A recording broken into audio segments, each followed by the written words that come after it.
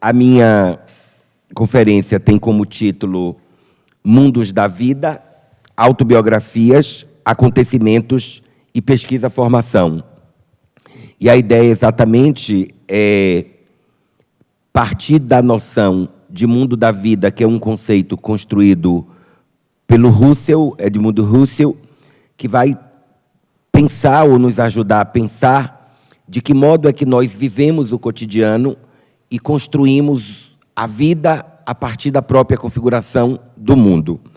E também eu vou construir a minha fala a partir de 3 ideias que eu vou tomar a partir do Walter Benjamin, a noção de acontecimento. E Benjamin nos diz assim: pois um acontecimento vivido é finito, ou pelo menos encerrado na esfera do vivido, ao passo que o acontecimento lembrado é sem limites, porque é apenas uma chave para tudo que veio antes e depois. No outro sentido, é a reminiscência que prescreve, com rigor, o modo de textura. Então, a minha ideia é, a partir desta epígrafe do Walter Benjamin, compreender e ampliar a noção teórica de acontecimento no mundo da vida, ou como vivemos o cotidiano e como construímos acontecimentos, ou, de uma outra forma, como os acontecimentos contemporâneos e do mundo nos afetam e nos faz pensar de um outro lugar e de uma outra forma as nossas relações com a memória, com as experiências e os modos diversos como narramos e contamos a própria vida. Essa é a ideia. Por isso, também me parece pertinente pensar a noção de acontecimento para reforçar a perspectiva no campo da pesquisa biográfica das redes de colaboração acadêmico-científica que temos construídos, especialmente a rede Biografia, que é uma rede de pesquisa biográfica ou narrativa latino-americana e Europa, para pensar numa outra lógica, numa outra epistemologia, não numa lógica que se coloca da Europa Sul, mas para a gente pensar numa perspectiva Sul-Europa, quer dizer, reverter uma lógica, um modo de pensar, considerando muito as nossas experiências, a nossa cultura e como temos vivido cotidianamente as diferentes histórias, os diferentes golpes e a própria crise que se instala no contexto ou na região latino-americana e, neste momento, mais fortemente no Brasil, no Chile e na Bolívia. Então, isso eu acho que são pontos fundamentais. Uma outra questão é tomar essa noção de acontecimento. E, quando eu penso na noção de acontecimento, eu vou partir de 2 autores que vão me ajudar a pensar um pouco esse conceito. Daí minha fala vai estar construída a partir de 3 acontecimentos gerais. Um primeiro acontecimento que eu nomeio de contexto no cenário, a contextualização do cenário político brasileiro e latino-americano, ou latino-americano e brasileiro. Um segundo, que é a investigação autobiográfica de dimensões epistemológicas. E um terceiro acontecimento, que são síntese e desafios, aberturas epistemológicas e algumas inconclusões que eu vou tentar colocar, de alguma forma, algumas questões para podermos pensar como aberturas, como possibilidades, como avanços ou dúvidas no campo da pesquisa biográfica. Pode voltar ao anterior. Isso. A ideia que eu tomo de acontecimento vem, primeiro, tomando o acontecimento como um discurso que nos constitui. Por isso eu busco, assim, dialogar com lembranças, experiências e práticas formadoras que partem das nossas reminiscências, das nossas lembranças, e que implicam, como nos diz Walter Benjamin, formas textuais de dizer de si e sobre si mesmo, no constante diálogo entre a esfera do vivido e as fertilidades formativas e autoformativas das experiências e das transformações de identidades e subjetividades nos nossos percursos de vida, formação e profissão. O modo de textura que se revela nesse texto ou nesta fala nasce, como nos diz Walter Benjamin, da finitude dos acontecimentos lembrados, pois nós somos efetivamente o que narramos, na medida em que as dimensões formadoras dos acontecimentos vividos e lembrados e das experiências deixam marcas e imprimem reflexões sobre o vivido. Quer dizer, nós somos o que nós vivemos, mas muito mais do que nós vivemos, nós somos o que nós contamos, o que nós narramos para nós próprios e para os outros. É com base nessas marcas e nessas experiências vividas, formativas, que proponho socializar o que eu estou chamando, a partir do Walter Benjamin, compreendendo de um modo metafórico a narrativa como modos de texturas. Um pouco, Christine trabalhou na conferência de ontem pela manhã, pensar as diversas formas que nós narramos.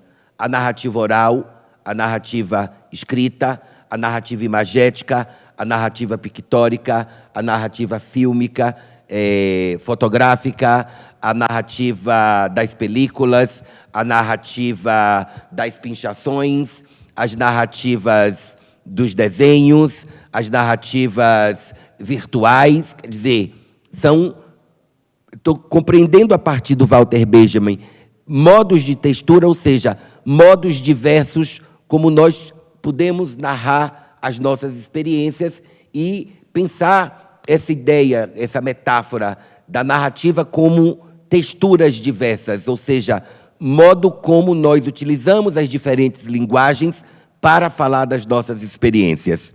E é esse modo de textura, enquanto uma arqueologia das experiências, que elas se desdobram como uma opção epistemopolítica do trabalho no campo da pesquisa autobiográfica. Daí eu tomo, a partir de Michel Foucault, a noção de acontecimento para dialogar numa perspectiva da arqueologia, ou seja, uma dimensão arqueológica, como se nós estivéssemos escavando, buscando nas nossas memórias e nas nossas experiências, lembranças e conteúdos que nos possibilitam texturizar, a partir das diferentes linguagens, as nossas experiências vividas. Por isso é a partir de Foucault essa noção de experiência, entendendo o acontecimento como um conjunto de condições que torna o discurso possível. O discurso como uma erupção, como aquilo que surge de uma regularidade ou não, discursiva e não discursiva. Na obra Arqueologia do Saber, Foucault sistematiza questões sobre discurso e não discurso, enunciados discursivos e acontecimento, não numa lógica vinculada às leis do pensamento, nem da ordem das coisas, mas sim de um conjunto de regras que dispõem condições do acontecimento como discurso. A noção de discurso enquanto acontecimento vincula-se aos sentidos e significados de suas produções, das formas como narramos experiências através dos acontecimentos vividos no campo do mundo da vida. E esse mundo da vida é tão amplo porque ele se inscreve na nossa cultura, numa dimensão intercultural, nas nossas diferenças, nas crises políticas, no modo como as escolas se organizam, nas condições de trabalho dos professores, e assim nós narramos nossas experiências inscritas num contexto, no mundo concreto, no mundo da vida.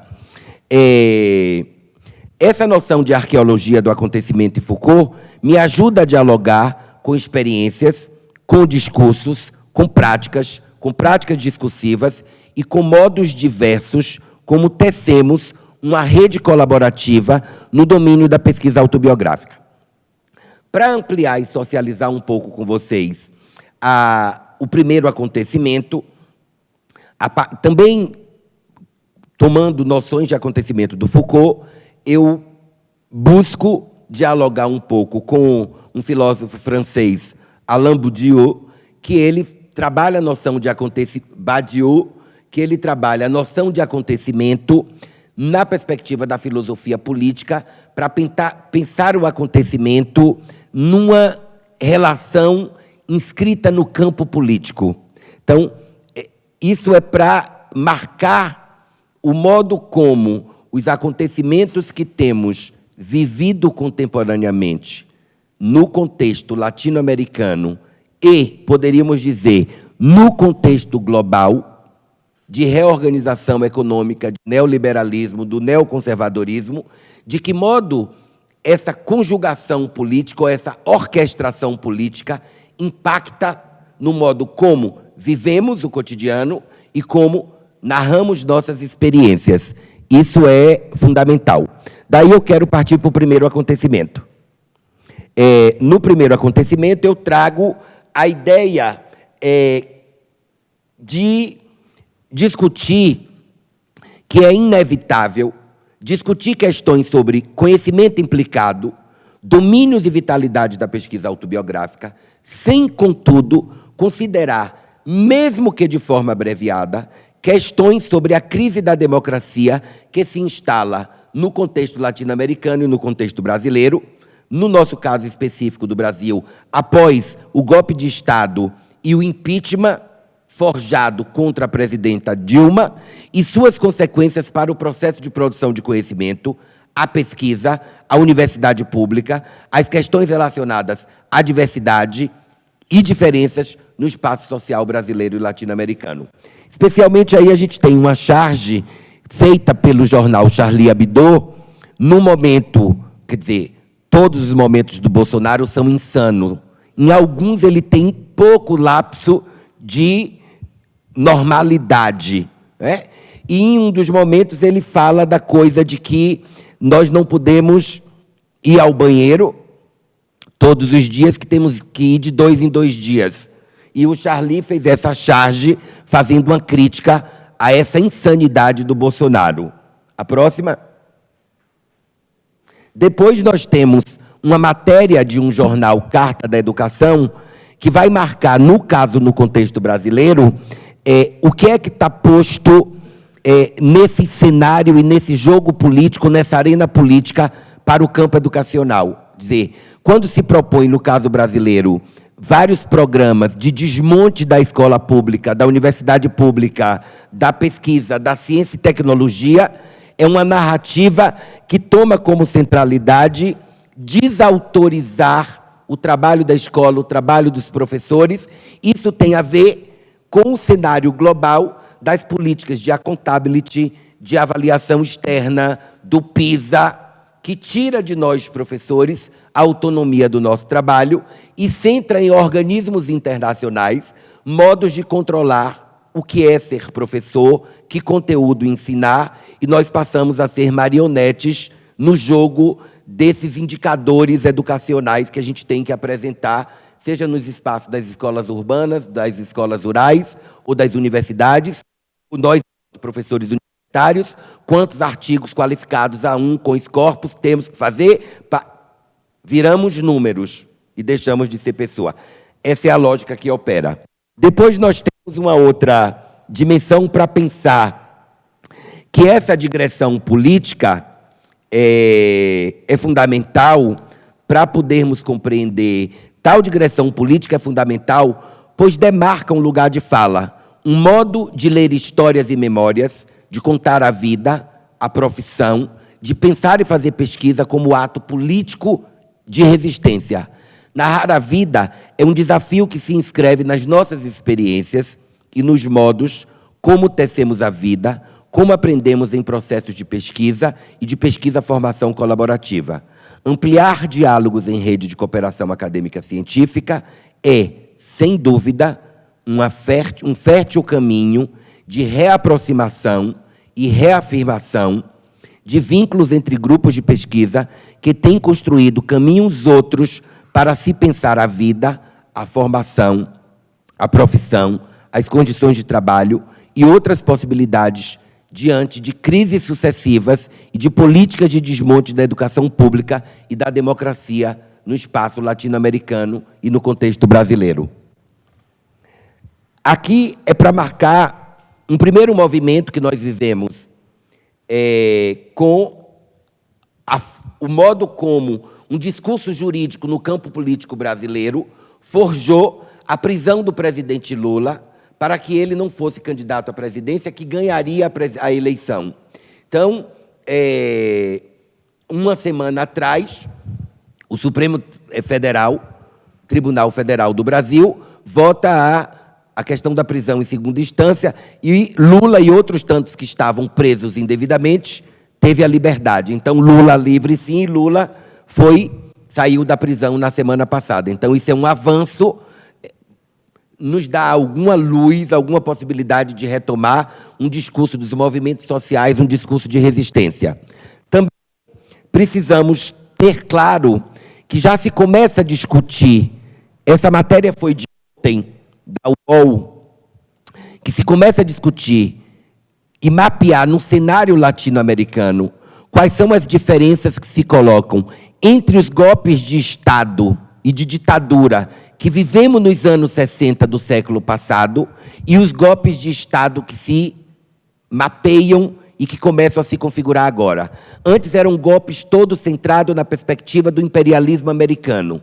Embora que agora nós tenhamos todo esse movimento forjado pelo imperialismo norte-americano, mas é um outro modo de construir o golpe. São golpes de Estado, de desmonte do Estado, dos Estados, nação, que tem a ver com o desmonte da educação, a minimização do Estado, um Estado mínimo, um Estado que não investe em ciência e tecnologia, um Estado que nega, persegue, mata as diversidades, índios, negros, gays, professores, LGBTs.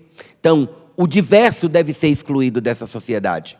Isso tem a ver com um conceito que tem sido discutido na ciência política, necropolítica. Ou seja, esse golpe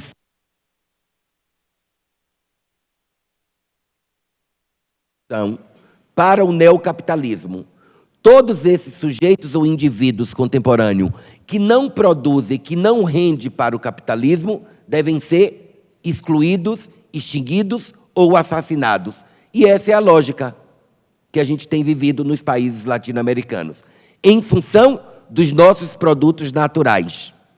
O que interessa é desmontar a cultura latino-americana para se garantir para a América os nossos produtos naturais. Então, essa matéria fala um pouco disso. O impeachment, o protesto nas ruas, o golpe de renúncia, os últimos anos foram instalado essa perspectiva muito diferente do que a gente tem vivido hoje. Por exemplo, observemos o que tem acontecido na Bolívia. É um fundamentalismo evangélico que se nega a Papamama, a mãe, a terra como central da cultura, e se coloca a Bíblia e o crucifixo como referência.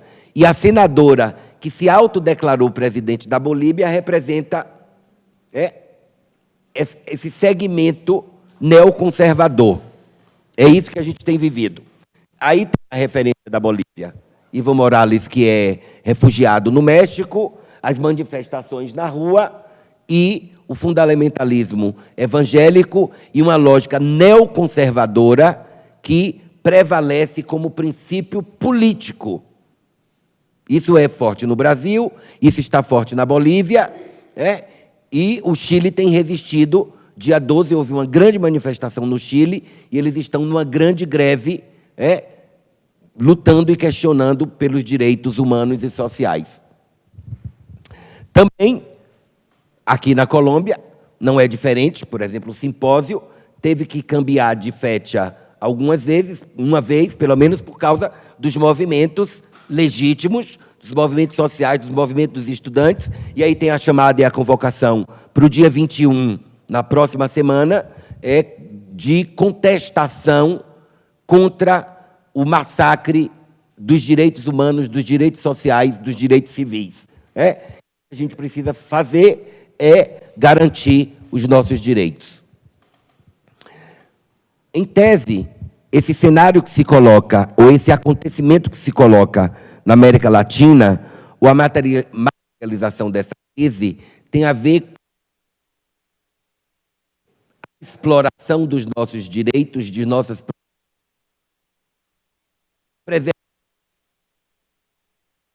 exploração. O que está em jogo é petróleo, pressão, gás natural. As veias abertas da América Latina choram. Por quê? Para a destruição dos seus povos. O golpe, o neoconservadorismo, tem sido feito em função desses produtos, mas, por outro lado, do desmonte da nossa cultura, da nossa educação, da nossa ciência e tecnologia, da nossa identidade. É isso que está em jogo. O neoconservadorismo representa rechaçar toda essa diversidade. É isso que a gente tem pensado. Bom, isso eu já falei. Contar a vida, não.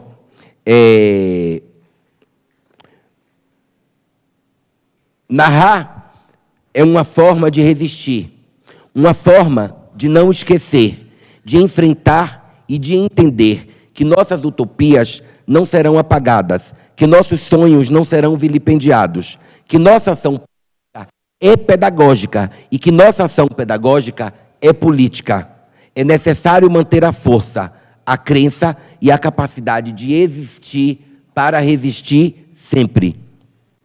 Discutir sobre pesquisa autobiográfica numa disposição que implica pensar em modo como o singular e o plural, ou mesmo o individual e o coletivo se inserem numa arena política, são fundamentais para entendermos os desafios que se colocam para lutarmos, mesmo que no luto, na morte, em defesa da memória e da cultura latino-americana e brasileira, da história das diversas instituições e das experiências dos diferentes sujeitos, como ancoradas em processos civilizatórios que carregam a diversidade constitutiva do povo latino-americano e do povo brasileiro. É preciso resistir sempre.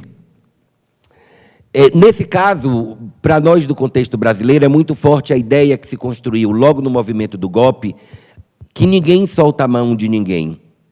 E me parece que essa é uma metáfora, uma imagem que nos chama, o nosso inimigo não está aqui. Nós precisamos estar cada vez mais fortes, mais próximos e mais unidos, mesmo que considerando as nossas diferenças, para que a gente tenha força para lutar e lutar de uma outra forma. Daí eu parto para um segundo acontecimento, que é pensar a investigação biográfica, alguns diálogos epistemológicos. Eu quero pensar uma primeira ideia, que é a opção da investigação autobiográfica como um dispositivo epistêmico, metodológico ou epistemopolítico. Nós já temos construído, há muito tempo, categorias teóricos epistemológicas para afirmar e reafirmar o lugar que a pesquisa narrativa, que a pesquisa biográfica tem no campo das ciências humanas e das ciências sociais. De que modo podemos compreender as diversas formas que trabalhamos com a narrativa no campo da educação, da saúde, da música, da educação matemática, quer dizer, em todos os campos do conhecimento, tem se trabalhado de diferentes formas o trabalho com a narrativa. A outra questão é pensar para a vida das pessoas, é preciso compreender como é que a gente relaciona o lugar do investigador, o lugar do sujeito como autor e ator de sua própria história. Nós acessamos a história de um coletivo indígena, quilombola, imigrante, professor, ninhos que vivem na CAI, etc., a partir das experiências e do modo como esses sujeitos vivem seu cotidiano e como eles contam os cotidianos.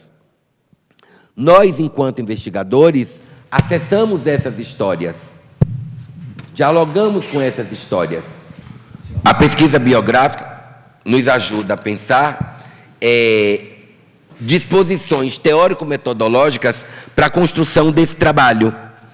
E o outro ponto é prestarmos atenção ao modo como,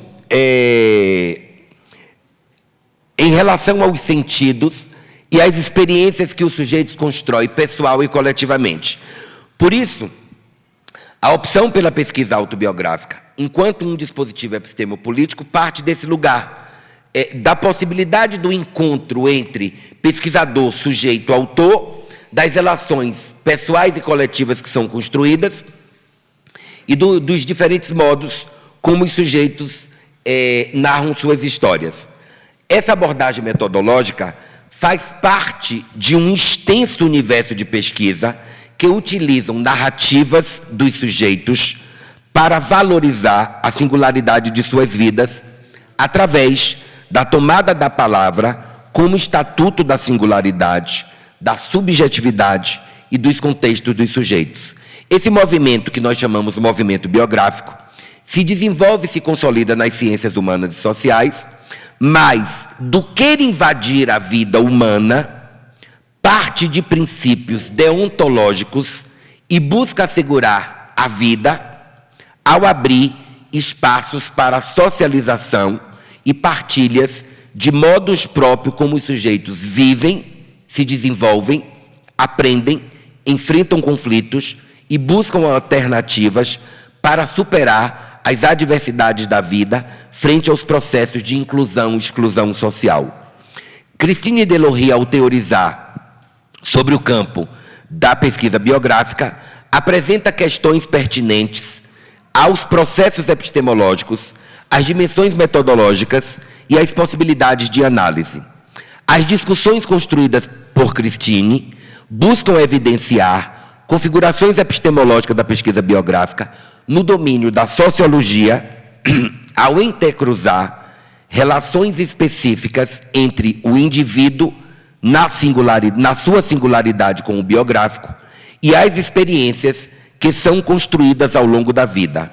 Destaca também aspectos relacionados à construção, produção de entrevistas biográficas e categorias de análise no que se refere aos discursos, ações, motivos e gestão biográfica contido nos textos narrativos. Essa ideia é que pensar o modo como diferentes autores têm nos ajudado a compreender o campo da pesquisa autobiográfica, que vem lá dos anos 30 da Escola de Chicago, mas a gente tem dialogado com diferentes campos da sociologia, da antropologia, da filosofia, da educação, com Franco Ferrarotti, Gaston Pinault, Christine Delohry, Daniel Soares, Gabriel Murilo, Joe Conceição Passegi, Leonor Afucci, outros tantos autores que têm dialogado e construído uma base epistemológica para o campo da pesquisa biográfica. Então, é preciso pensar que todo o trabalho de pesquisa biográfica ele vai partir de três grandes conceitos.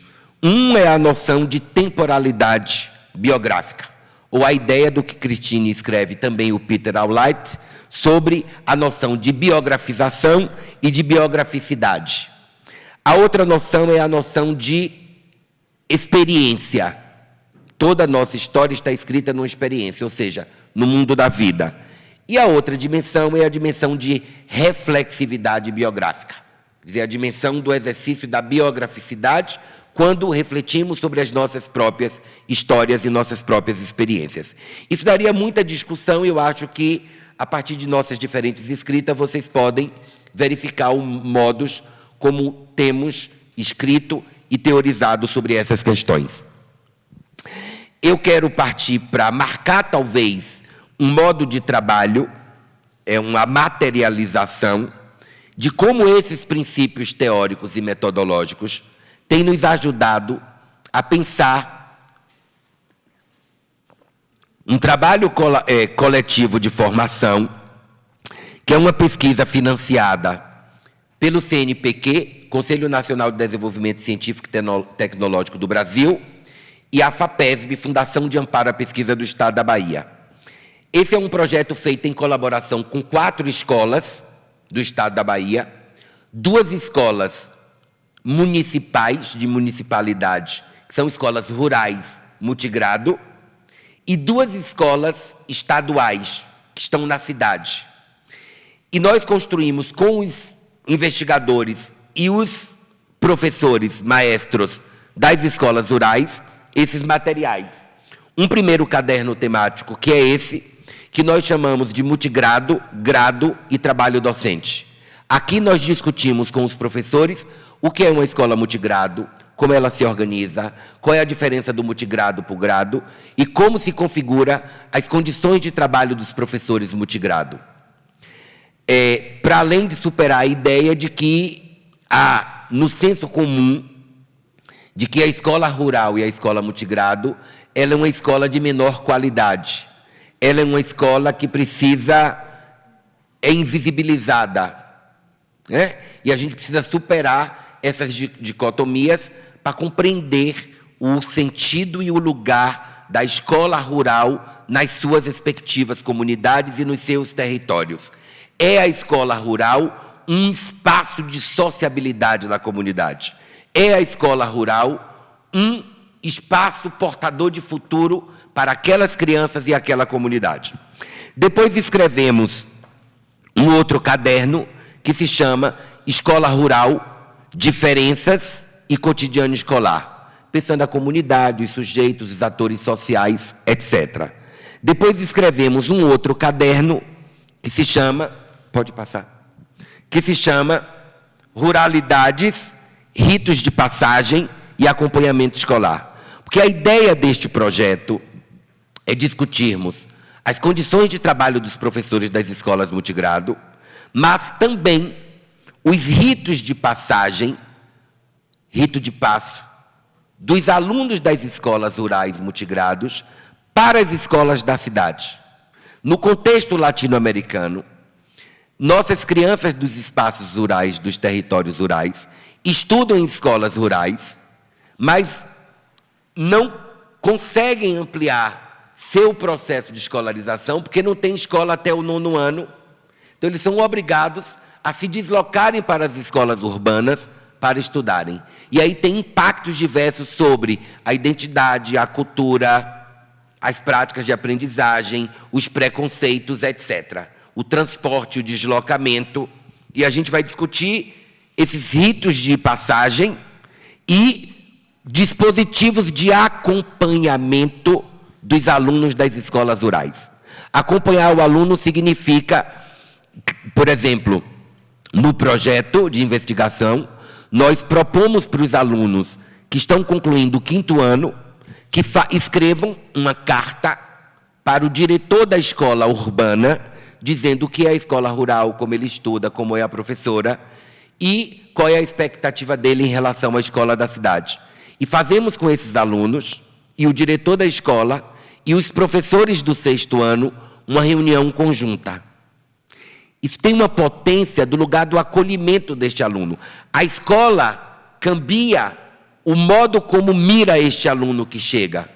E também construímos, para cada aluno novo que sai da escola rural e que vem para a escola urbana, um aluno que já está na escola da cidade, para ser tutor deste aluno. Então, ele é o que acompanha este aluno.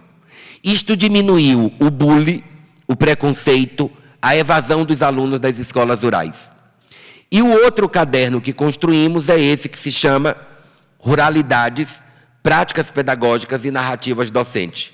Aqui constam narrativas de professoras, de maestras rurais que dizem o que é ser maestra, o que é ser uma professora rural, as condições de trabalho, as dificuldades do trabalho, as reinvenções, as táticas e estratégias que elas constroem cotidianamente, a dimensão da heterogeneidade da classe multigrado, trabalhamos nesse caderno. Além disso, construímos com os maestros das escolas rurais 2 materiais, um é esse e este é o outro, que nós chamamos de roteiros didáticos. Um roteiro didático é uma ideia de uma sequência didática interdisciplinar, escrita com os professores das escolas multigrado, para serem utilizadas em classe com os alunos.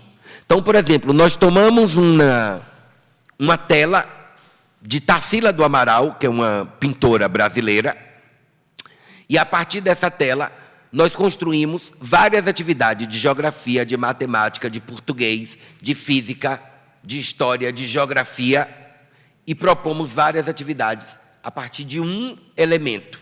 Então, o roteiro tem algumas dessas atividades e dessas sequências que construímos com os professores. E este é um outro roteiro também, que nós construímos várias atividades interdisciplinares com os professores das escolas. Todo esse trabalho e toda essa investigação, ela é construída tomando como eixo teórico epistemológico a pesquisa biográfica. A escrita das crianças, dos pais, dos professores, dos investigadores e as atividades pedagógicas que são propostas pelos professores e socializadas nesse material.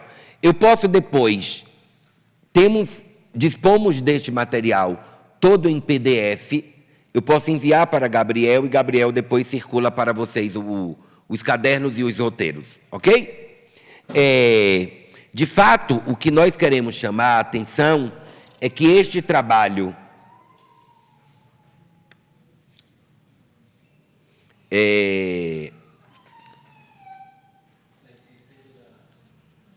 o trabalho de investigação que temos construído com a investigação biográfica e narrativa se organiza em 3 áreas distintas que se interrelacionam. São as narrativas orais, entrevistas, informes, conversas, rodas de conversa, os relatos escritos, cartas, revistas, os talheres biográficos, etc., e as imagens, fotografias, imagens, vídeos, pinturas, etc. Então, a gente tem ancorado o trabalho nessas dimensões e disposições com os professores, com os investigadores, para pensar o nosso trabalho de pesquisa. O terceiro apontamento, eu vou ser breve para a gente poder dialogar um pouco, é um apontamento que eu trago como uma aposta, que é pensar aberturas e desafios epistêmico-metodológicos. Para nós, investigadores, para estudantes de maestria, para estudantes de doutorado, para os maestros nos espaços da escola, compreendendo o maestro como investigadores de suas próprias práticas, um desafio que se coloca para o trabalho da investigação biográfica é a questão da análise. Como analisar? E essa é uma questão que a gente tem investido para fazer discussões sobre análise. Então, numa dimensão conclusiva, esse acontecimento busca situar de forma muito abreviada discursos e prática das implicações no âmbito da pesquisa biográfica e do modo como é que a gente tem pensado o trabalho com análise.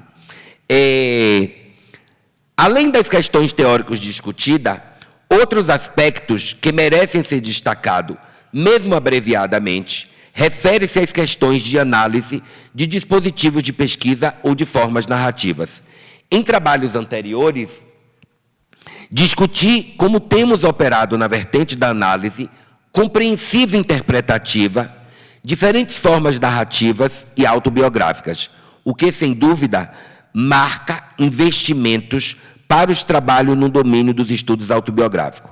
Evidentemente, para além do processo de produção da diversidade de fontes, orais, escritas, imagéticas, virtuais, etc., as pesquisas no campo dos estudos autobiográficos, e mais notadamente da pesquisa narrativa, o momento de análise reveste-se de fundamental importância, tendo em vista a centralidade das histórias, nas experiências e narrativas, dos sujeitos colaboradores em processo de pesquisa ou formação, quando socializam suas histórias de vida, formação, profissão. Este é um desafio. Daí, essas análises nos levam a pensar.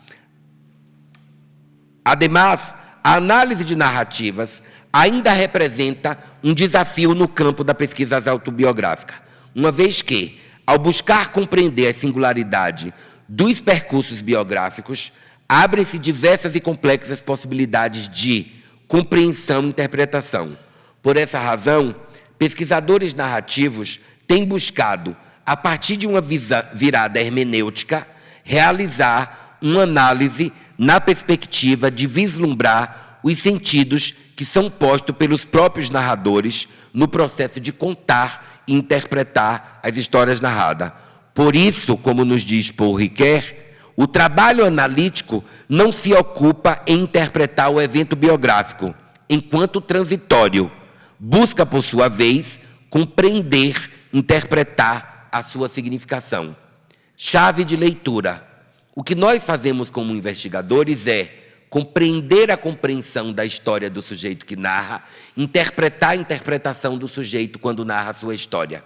Então, a gente precisa se abrir para esse espaço de escuta das vozes, das diferenças, de superação de crise, de dores que temos vivido no contexto contemporâneo. E é isso. Muito obrigado.